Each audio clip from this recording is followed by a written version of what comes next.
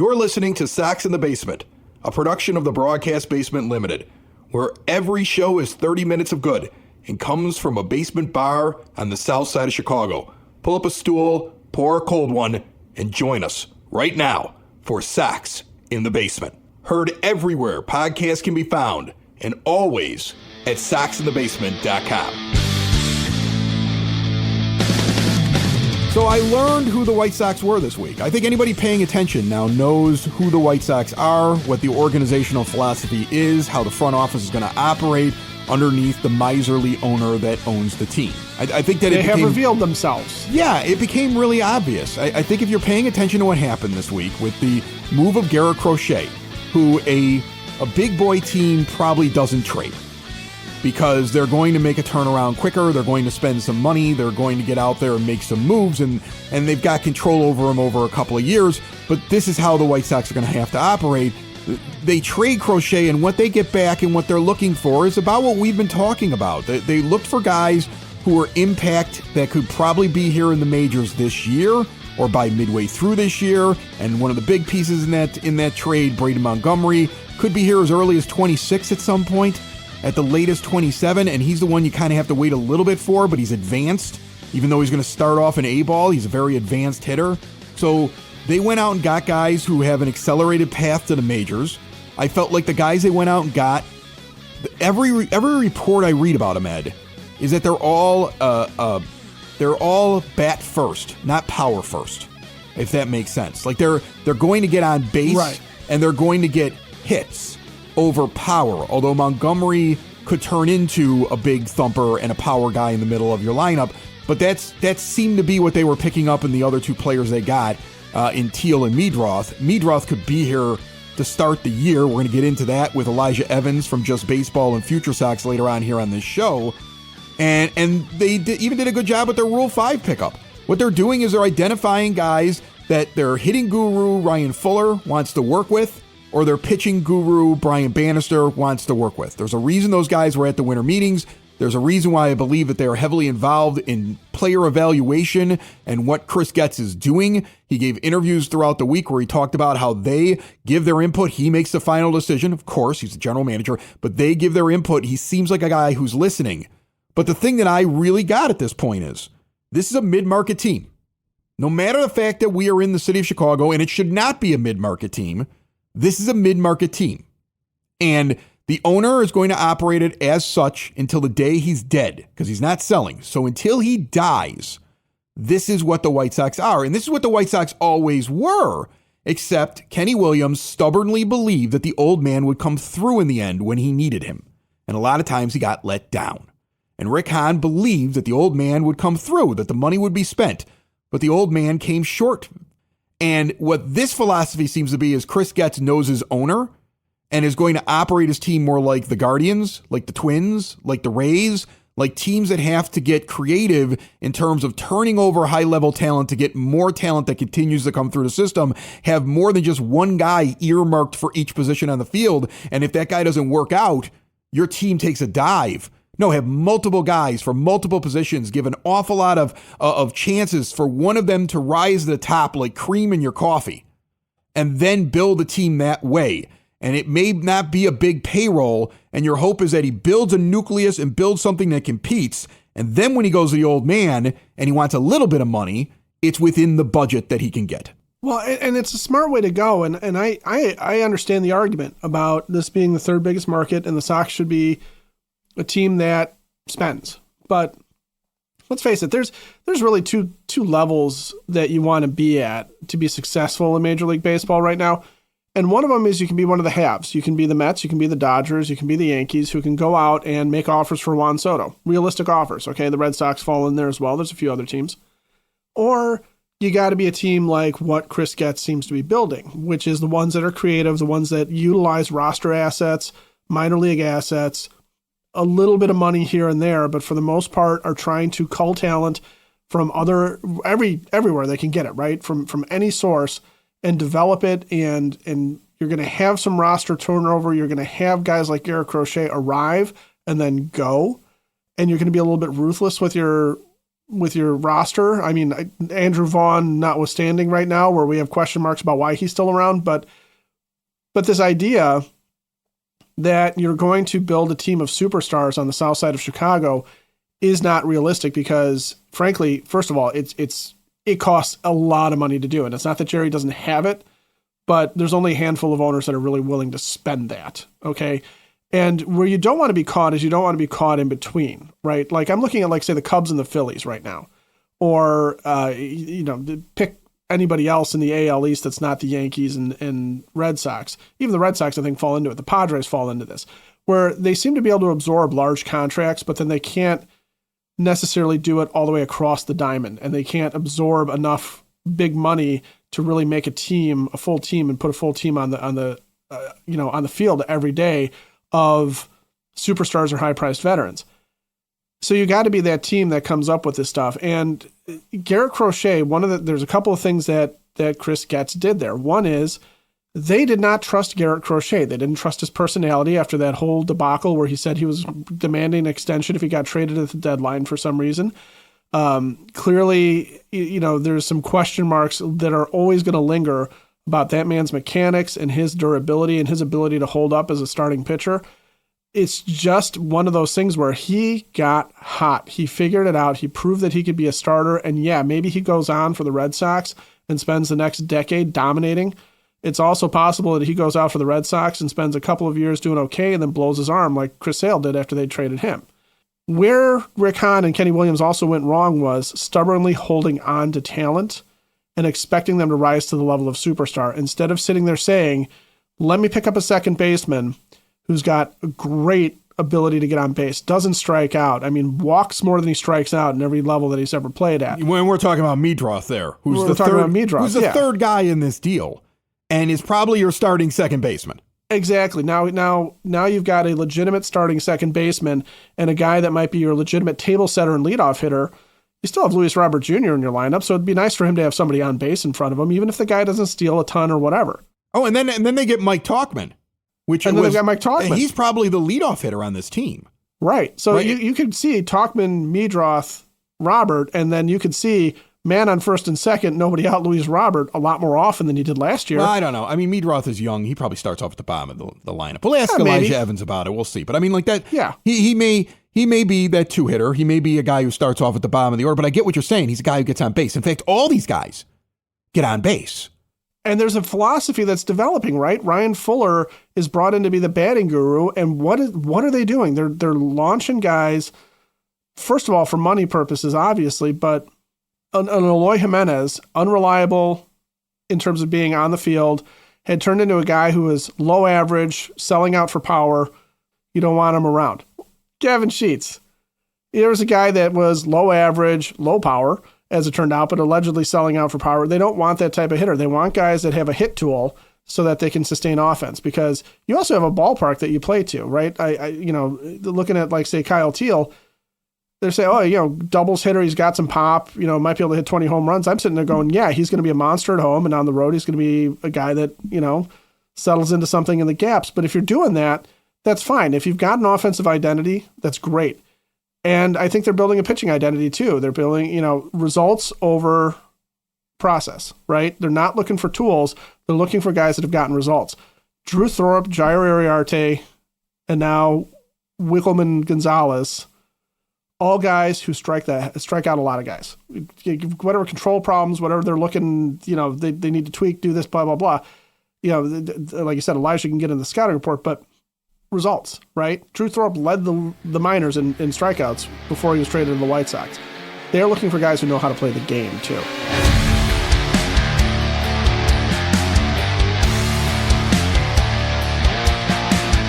For exterior windows, doors, patio doors, and storm doors, look no further than Window and Door Superstore of Oak Forest. No high-pressure sales, not showing up in your living room. Instead, go in and see them in their beautiful showroom with an owner on site in every single example there in full living color. No pictures in a book. And then when the install happens, it's all their own installers and another owner on site. They never farm out the work, and they're there to make sure it's done right.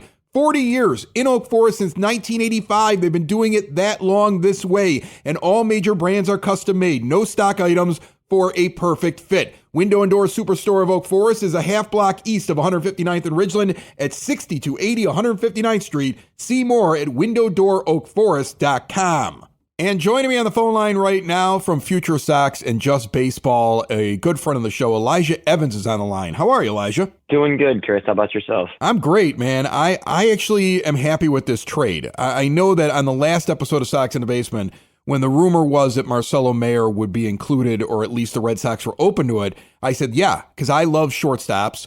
High-level prospect shortstops can go anywhere. If he doesn't work out at short, he could be standing at third. He could be standing at second. He could be in center field. Like, generally, if you're athletic enough to play that position, I feel more confident in that prospect. But I also feel like if you were going to get him, if the White Sox were going to get Mayer, they probably don't get a lot of high-level guys behind him. And this was more of a bunch of guys that could all work out. You get 2 or 3 of them to work out of the 4. These are solid prospects. It's a good package to me. What did you think? Yeah, no, I completely agree with you, man. I think it's a complicated situation, right? Because you don't want to trade Crochet. Everybody's hesitant. Everybody's going to be upset regardless to a degree with the package. But I'm happy to see that White Sox fans are keeping an open mind to this one and generally seem to be fairly excited about it because, Mayer is a good prospect, but at the same time, like, I think there was always going to be this, if you're getting one of those top 3, you're not getting a true second headliner, as opposed to this deal where you're getting 2 kind of co-headliners in a way where, yeah, Kyle Tield's higher rated, but I think everybody who knows and has been up to date on his trajectory knows that Braden Montgomery is the one in this deal who has that true, elite upside per se. So I think the trade-off of not getting a Mayer or a Christian Campbell in terms of those top guys who, your infielders, you can plug in your lineup today, kind of, they're ready to go, right? You get 2 guys that are both going to be, key pieces for the future, in addition to a third piece in Chase Niedroff, who can come up and be part of this lineup pretty much immediately for the White Sox as well.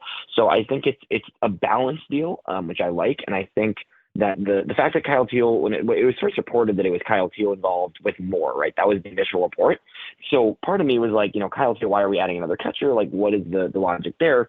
But the more that I sat on it, and once I saw Braden Montgomery was included for the upside factor, right?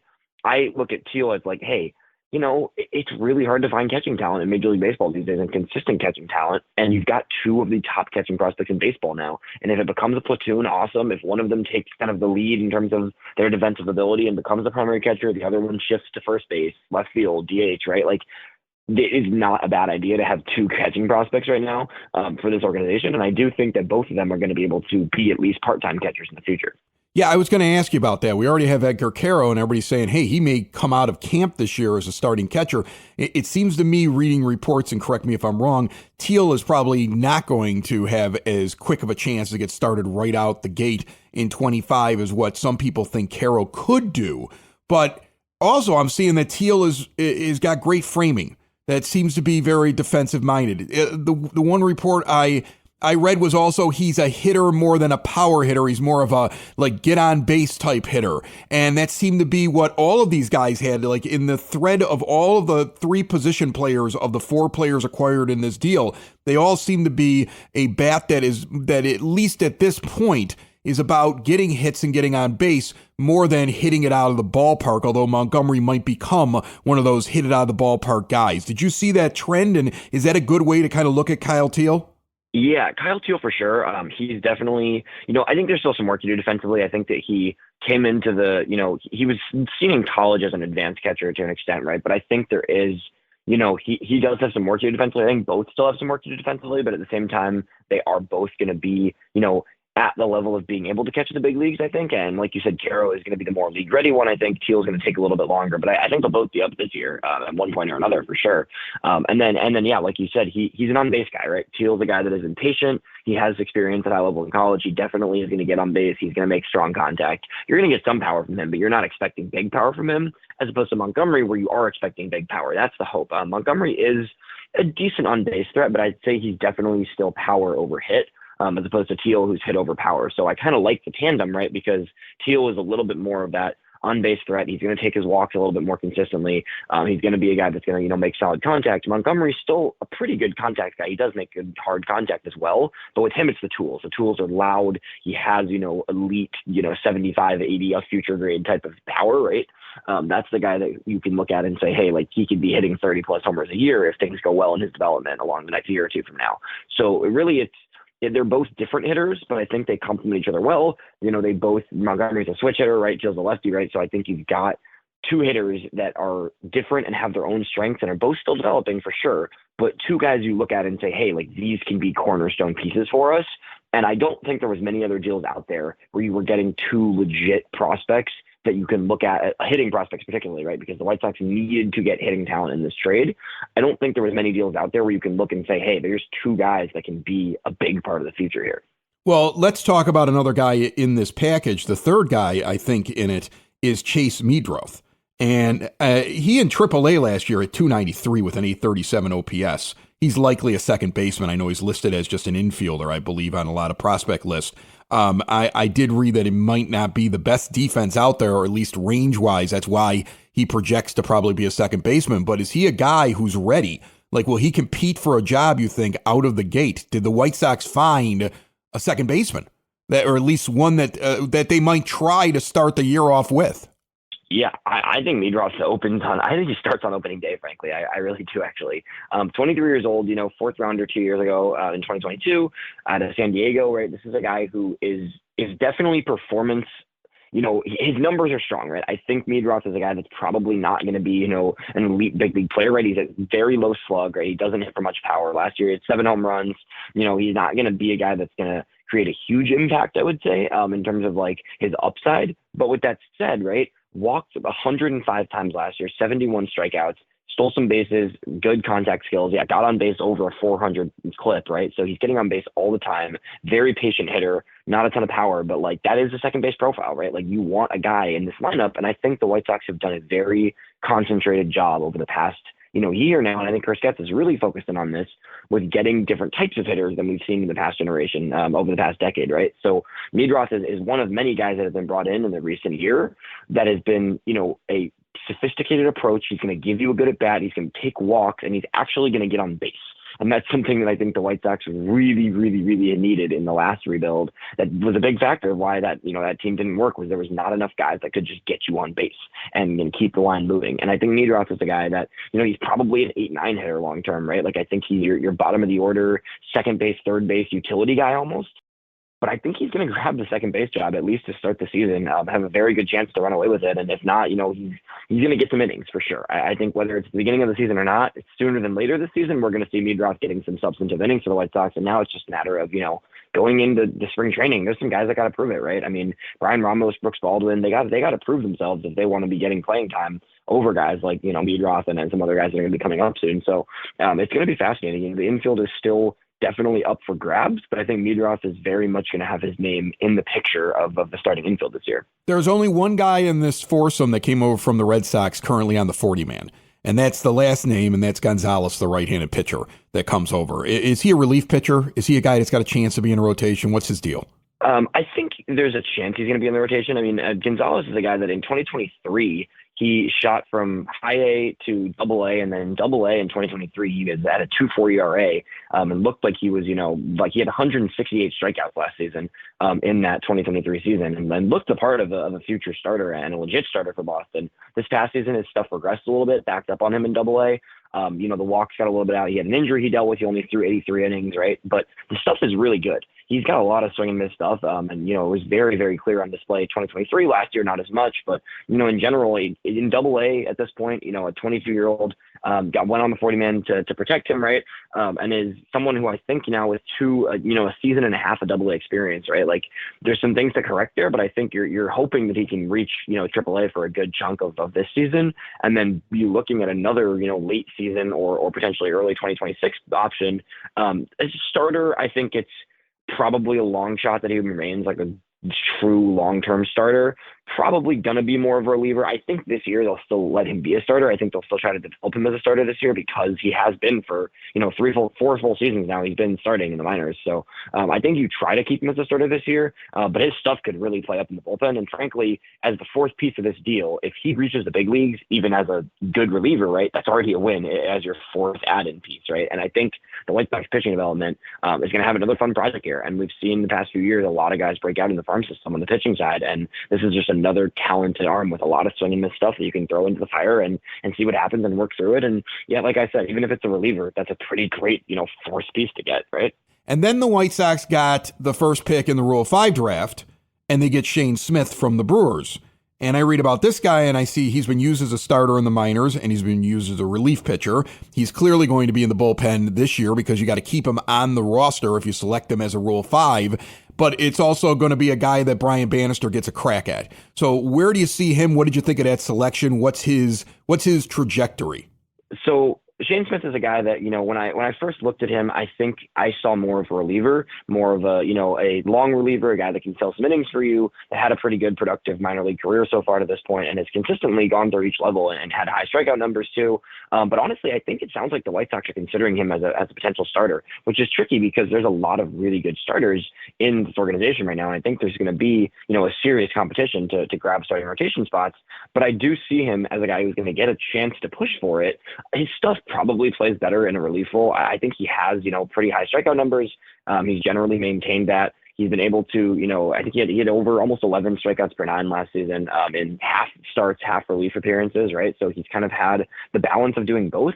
But at the very least, it's another good arm to have in the organization, and a guy that you can feel pretty comfortable with at the major league level, I think. Compared to a lot of guys that go in the Rule 5 draft, I think he has a little bit more consistency in terms of his experience the past few seasons. Looks like, the part of a big league arm at the very least. And is someone that if you want to try him as a starter, I think there's a world. I think his arsenal could play as a starter, but I also can see him being a very solid reliever. And there's really no downside for a team that's not going to be competing this year to keep a guy like Shane Smith in the bullpen, even if he doesn't grab a starter spot. And then you've got another solid bullpen piece to keep working on. Awesome. Elijah Evans, he does so much, right? He's got Just Baseball. He's got the Call Up, which is a podcast, I believe, that you appear on from time to time. You're on FutureSox. You're doing a ton of stuff, and you just filled us all in on these new players. And I'll tell you this, I'm excited because they're doing something. There seems to be a plan. There seems to be a type of player that they're looking for, whether it be a pitcher or a hitter. They seem to have a type now. They seem to have a direction. They seem to have the guys in place doing the evaluations, and Getz just kind of looks over the gurus that are looking at the hitting and the pitching. And I think I felt that in this trade. I appreciate you breaking it down. Yeah, 100%. Anytime. I'm excited too. I think it's there is a direction. I know it's frustrating. I know everybody wants it to be quicker, but it's exciting and it feels good to see a real direction happening right now with the White Sox.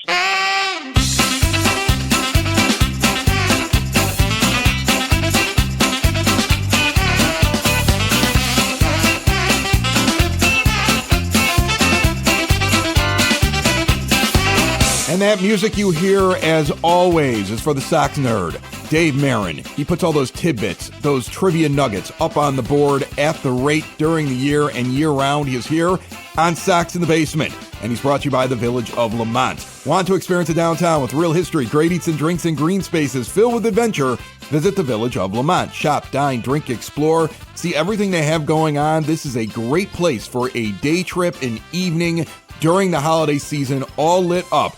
See it all and everything they're doing at LamontDowntown.com. Nerd, what do you got for me? Chris, there have been a lot of White Sox comings, goings, and honors lately. Let's break it down. First, the going. Garrett Crochet, sent to Boston, is the only big league pitcher since at least 1901 to record 200-plus strikeouts and no more than 33 walks over his first 32 career starts. This after Tommy John surgery. As I stated on an earlier pod, I will miss the buzz Crochet brought to the park during his starts. For your information, the Red Sox make their annual trip to Guaranteed Rate Field April 11th through the 13th. Now the arriving. Mike Tauchman, signed on December 11th, he seems to be ticketed for right field.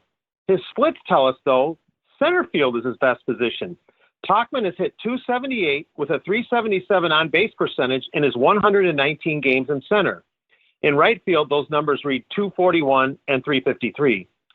Tauchman is also the only native of Palatine to play in the bigs, and he will join Rob Scahill, Mike Dunn, Guy Hoffman, and Don Sechrist as Bradley products to play for the Sox. Bradley, by the way, has sent a lot of talent to the Sox scoreboard room over the years, as has NIU. Kyle Teal, the 22-year-old catcher outfielder acquired in the Crochet blockbuster, led the Double-A Eastern League with a .298 average and topped Boston Farmhands with 78 RBI last season. Braden Montgomery, also a part of the Crochet swap, the outfielder was the Red Sox first-round pick last June. Prior to Montgomery, the last outfielder taken by Boston in the first round was Andrew Benintendi in 2015. In fact, the Sox have acquired 4 of Boston's last 11 first-round picks, with Teal and Michael Kopech being the others. Chase Meadroff, the middle infielder included in the Crochet deal, drew 105 walks for the Red Sox AAA affiliate last season. The last White Sox farmhand to walk that many times was Mark Johnson in 1998. The last Sox minor leaguer to post more than 105 bases on balls in a season was Johnson, who notched 106 the previous season. Wickelman Gonzalez, the only pitcher in the Crochet exchange, finished with a flurry for Boston's Double-A team in 2024. Over his last 12 outings, the righty recorded a 1.84 ERA and a 0.89 WHIP, while limiting foes to a 149 average. Shane Smith, picked up in the Rule 5 draft, Smith was on the same pitching staff at Wake Forest in 2021 as current Sox lefty Jared Schuster. And now the honored. Sox icon Dick Allen was finally elected to the Hall of Fame last week. Allen is the 35th Sox player to make the Hall and arguably the most popular player in team history. If you want a sense of what Allen and the recently passed Bill Melton meant to the Sox fans of the 70s, check out the 2 public posts on friend of the show Ed Sherman's Facebook page. Before I get to my zinger, a reminder, you can access my blog at soxinthebasement.com, and there is plenty of Sox Nerd material on Twitter, where I am still updating and tweaking Sox birthdays. My zinger? Speaking of Allen, he had many monumental home runs during his time on the South Side. There was a roofer, a bleacher blast, a grand slam, 2 in-the-park homers in the same game, and 3 walk-offs. His final Sox game ender came on May 28, 1973. Allen's blast in the 21st inning was the Sox' first homer hit in the 20th inning or later, and it finished a game against Cleveland that was suspended 2 days earlier because of the old AL 1 a.m. curfew rule. The resumption had to wait a day because of rain. Oh, and Allen clubbed that homer off a fresh-faced 23-year-old Chicagoan named Ed Farmer. That's it, Chris. More than you probably wanted to know about Palatine, Bradley, Mark Johnson, and the pride of St. Rita, Ed Farmer.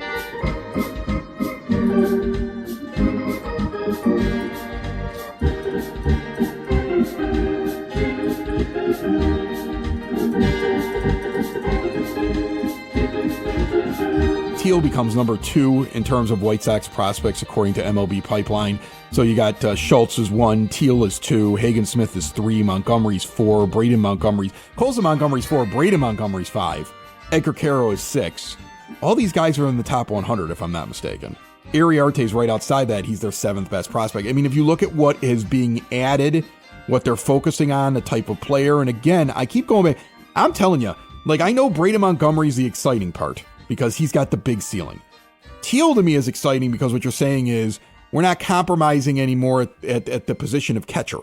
We're gonna have a catcher, and it's gonna be either Caro or Teal or both, and one of them can easily move to first. And Andrew Vaughn, get nervous, buddy, because you're gonna lose your job at first base to the guy that doesn't get catcher out of this if they're both good. And that's a guy who I think if he isn't out of the gate early this year, if he's halfway through the year and doing the same thing that he was doing last year, inconsistent replacement level at best, that'll be another test for Chris Getz, because I see him being unyielding in terms of this guy doesn't fit, it's time to move on from him. At some point, you got to see that with Andrew Vaughn. It's still the only questionable thing really this entire offseason for me, because I can't question how they're spending. The only person I can ask about that is Jerry Reinsdorf, because he's cheap, he's a miser, he's a terrible owner, and we'll all be better off when he's not around anymore owning this team.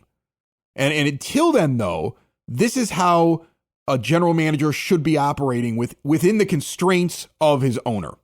And there are constraints. And at least there seems to be a plan now, the type of player, how you're going to spend the money, what you're going to do, and how you're going to try to find alternatives and operate like, unfortunately, a small to mid-market team. And that's what they're going to have to be. If you're going to turn it around, you start with infrastructure. That's what he's been doing. If you're going to turn around, you're going to change the way you scout. That's what he's been doing. If you're going to turn around, you're going to change your analytics. You're going to change how you develop. You're going to change who's making decisions. You're going to bring in outside voices.